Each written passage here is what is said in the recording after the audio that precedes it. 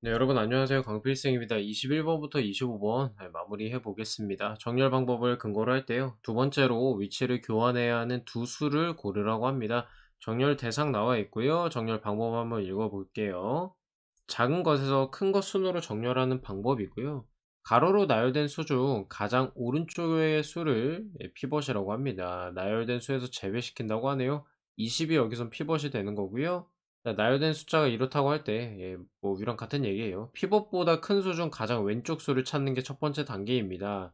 다음 단계는요, 작은 수 중 가장 오른쪽의 수를 찾습니다. 지금 같은 경우에는 피벗보다 큰 것 중 가장 왼쪽은 20이고요. 작은 것 중 가장 오른쪽은 10이죠. 이 두 수를 찾아요. 그 다음에 이거를 교환을 한다고 합니다. 첫 번째 교환하는 수는 이렇게 되는 거죠. 피벗보다 작은 수가 어 큰 모든 수보다 왼쪽에 위치할 때까지 이거를 반복을 한다고 하는데 이건 별로 중요하지 않아요. 자, 두 번째로 위치 교환하는 거 이제 또 찾아볼게요. 20 보다 큰 것 중 가장 왼쪽에 있는 건 27 이고요. 20 보다 작은 것 중 가장 오른쪽은 12 입니다. 그럼 얘네 두 개를 교환해 주면 되는 거죠. 정답은 5 번으로 쉽게 나오네요. 이게 이제 난이도가 올라가면은 이 5 번의 과정을 모두 했을 때 숫자 배열이 어떻게 되냐 이걸 물어보면 진짜 어려워지는 거거든요. 어렵다기보단 귀찮은 건데 그냥 간단하게 두 번째로 교환해야 하는 수를 물어봤기 때문에 금방 풀 수가 있었습니다. 자, 다음으로 MEC를 활용하면 되는 문제입니다. 표를 그리면 간단한데요. 그러니까 로직 트리라고 하죠. 한번 읽어볼게요. 진술의 참 거짓을 판단하는 장치고요. 정확도는 참인 것을 참으로 거짓인 것을 거짓으로, 그러니까 제대로 얘기하는 거, 그 옳은 판단을 내릴 확률을 말하고요. 이게 80%라고 합니다. 자, 기억 먼저 볼게요.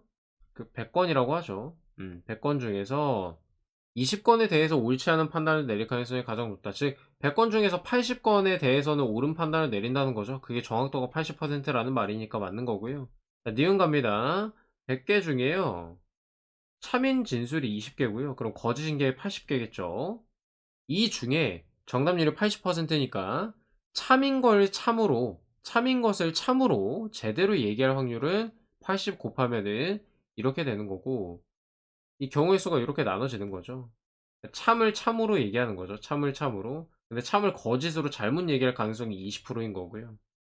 거짓을 거짓으로, 여기가 아니죠. 거짓으로 제대로 얘기할 가능성이 이제 64건. 그죠? 근데 이제 진짜라고 참이라고 잘못 말할 경우가 이제 16건이라는 겁니다. 그죠? 이 중 참으로 판단하는 것은 총 32건일 가능성이 높다. t끼리만 묶어주면 되죠. 16, 16에서 총 32건이 맞습니다. 자, 보기를 한번 보면요. 기억, 니은이 들어간 거를 골라주면 되죠.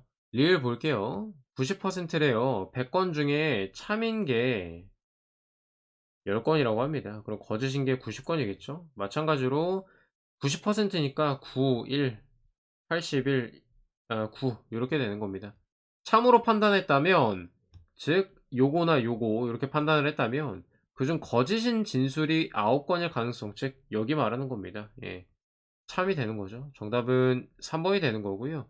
디귿은 한번 해보시면 되는데 정확도가 높아지면요, 참으로 판단하는 진술이 적어집니다. 한번 해보시면 될 것 같아요.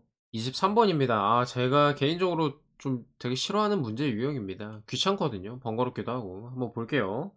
서로 다른 도시에 있고요. 10개 도시 중 5개는요, 대도시, 5개는 중소래요. 매일 10경기 다 하는 게 아니고, 10개에서 다 하는 게 아니고, 5개에서만 경기가 열리고요. 열리는 개수는 10개 모두 동일하다. 됐고. 대도시 경기장은 3만, 중소는 2만 명이래요. 근데 60% 점유율, 70% 점유율입니다. 특정 경기장 관중 수는요, 경기장의 좌석 점유율의 최대 인원을 곱해서 구한다. 즉, 대도시는요, 3 곱하기 60%에서 1.8이죠. 그 다음에 중소는 2만에다가 70%니까 1.4만이 되는 겁니다. 1.4만, 그죠?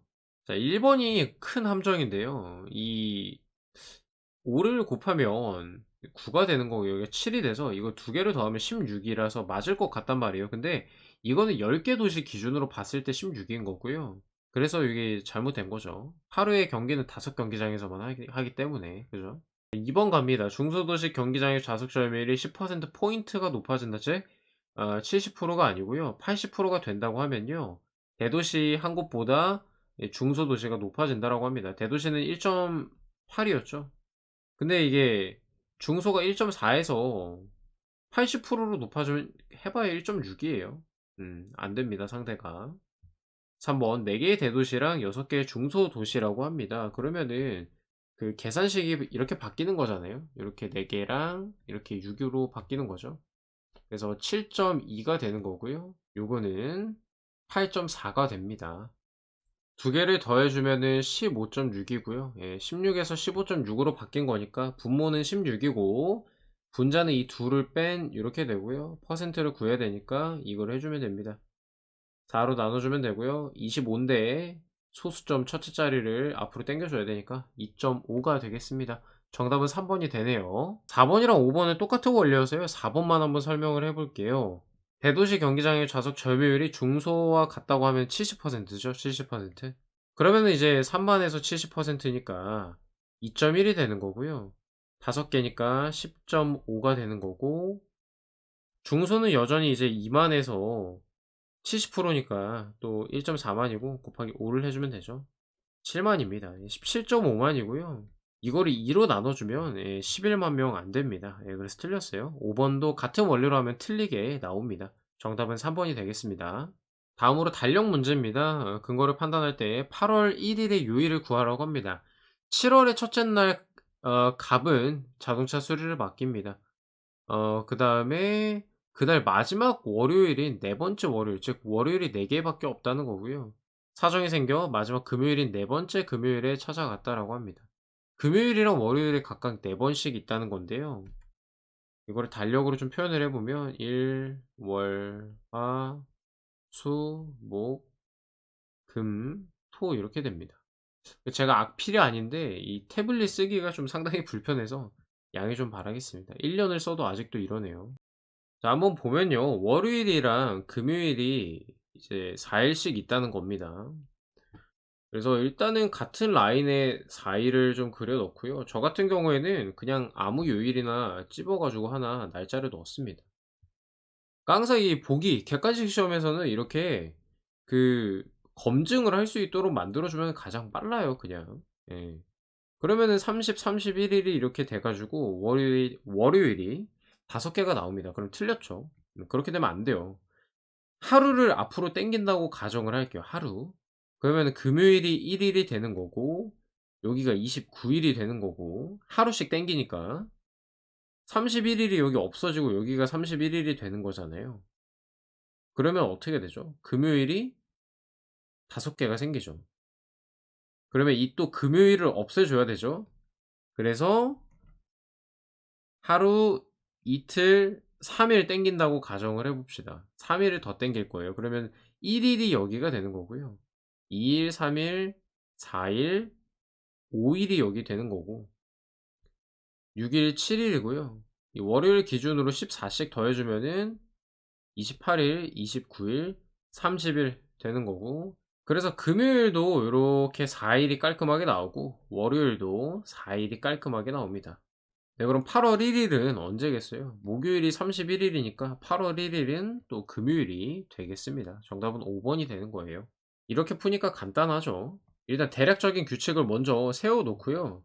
날짜 하나 임의로 정해서 넣어 두고 예 그거를 앞뒤로 땡기고 밀고 하면서 조정하면은 또 쉽게 구할 수가 있습니다. 네 마지막 문제입니다. 25번 좀 난이도가 있었죠. 얘도 근데 마찬가지로 보기 대입해서 한번 풀어 보시면은 금방 풀 수가 있어요. 자 ABCD가 테이블 한 면에 한 명씩 앉아 있습니다. 빨, 파, 노, 촉 모자가 있고요. 다른 색깔을 쓰고 있다. AB는 여자고 CD는 남자다라는 거고요. 자 A 입장에서 왼편에 앉은 사람은 파란 모자를 쓰고 있다라고 합니다. 자 그러면은 일단은 사각형 대충 그리고요. 자 A 입장에서 왼쪽에 있는 사람은 파란 모자를 쓰고 있답니다. 파란. 그 B 입장에서 왼편에 앉은 사람은 초록이고요. C 맞은편에 앉은 사람은 빨강이고 D 맞은편에 앉은 사람은 노란 모자를 쓰고 있지 않대요. 그리고 노란 모자랑 초록은 한 명 남자 한 명 여자랍니다. 이게 규칙이 너무 복잡해요. 그래서 저는 바로 여기 대입할게요. 그 B가 2번 나오고 D가 2번 나오잖아요. 그래서 저는 일단은 A 왼쪽에 있는 사람이 B라고 가정하고 시작을 해 보도록 하겠습니다. 그럼 이 사람은 여자고 얘도 여자예요. 그죠? CD를 배정을 해 줘야 되는데 C 맞은편에는 빨간 모자를 쓰고 있다고 그러잖아요. 그럼 여기가 아니라 오른쪽이 아니라 위쪽에 C가 들어가야 되는 거 여기가 D가 들어가는 거죠. 둘 다 남자라고. 그죠? 그러면 어쨌든 A가 빨간 모자를 쓰는 거고요. CD가 노랑이랑 초록을 나눠 써야 하는데 마지막 조건 때문에 안 됩니다. 왜? 둘 다 남자니까요. 그죠? 그 말은 이제 B는 안 된다는 거예요. 그럼 이번에는 제가 D를 한번 넣어 보도록 하겠습니다. 이건 파란색으로 한번 해 볼게요. A 그다음에 여기 파랑이가 이제 D인 거죠, D. 예 요렇게 두고 시작을 좀 해 볼게요. 얘 여자고 이번에 얘가 남자입니다. 같은 원리로 C는 무조건 위쪽에 돼야 되는 거고요. A는 또 빨간 모자를 쓰게 됩니다. 그러면 남은 자리는 여기 오른쪽에 예 B가 들어가는 거고요. 남녀 요렇게 되는 거죠. 둘 중에 한 명은 초록 또 다른 한 명은 노랑을 써야 되는데 요거 보면 D 맞은편에 앉은 사람은 노란 모자를 쓰고 있지 않다고 하니까 얘가 이제 초록이 되는 거고요. 얘가 노랑이 되는 겁니다. 그러면 깔끔하게 답이 나오죠. 예. A 왼쪽에 있는 애는 D가 되는 거고요. 초록 모자를 쓰고 있는 애는 B가 됩니다. 예. 그래서 정답은 4 번으로 고를 수가 있어요. 이번 2015 년이 상당히 좀 난이도가 있었습니다. 그래서 이거를 그냥 뭐 규칙 찾듯이 깡으로 그냥 푸시면은 힘들어요. 그래서 제가 생각하기에 여러분이 2015 년에서 느끼고 가셔야 될 부분은 이렇게 '보기를 좀 활용하는 습관을 들여야겠다.' 예 요 정도로 좀 잡고 마무리하시면 되겠습니다. 수고하셨고요. 다음 주에 2014년 올리도록 하겠습니다. 예 여기까지 복습 잘 해 주시고요. 다음 주에 또 뵙도록 하겠습니다. 감사합니다.